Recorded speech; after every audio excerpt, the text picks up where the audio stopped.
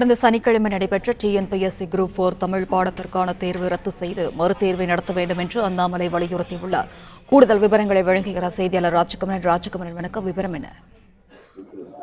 TNPSC group தேர்விலே group 4 தேர்வு நடைபெற்றது. அதில் தமிழ் பாடத்திற்காக கேட்கப்பட்ட 100 கேள்விகளில் 50க்கும் மேற்பட்ட கேள்விகள் தமிழ் பாடத்திட்டத்திலேயே இல்லாத கேள்விகளே புரியாத வண்ணமாக சிக்கலான கேள்விகளாக இருந்ததாக குறிப்பிட்டிருக்கக்கூடிய அண்ணாமலை, எதிர்மறை மதிப்பெண் இல்லை என்றால் அனைத்து தேர்வர்களும் அந்த 50 வினாக்களுக்கு ஏதோ ஒரு விடையை தேர்வு செய்திருக்கின்றார்கள்.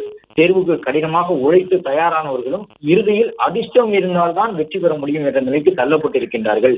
அரசு வேலை என்ற கனவோடு தேர்வுக்கு தயாரான இளைஞர்களை, அவர்களுடைய குடும்பத்தினரை பாடத்திட்டத்தில் இல்லாத கேள்விகளை கேட்டு யாரோ செய்த தவறுக்காக பலியாக்குவதில் நியாயமில்லை.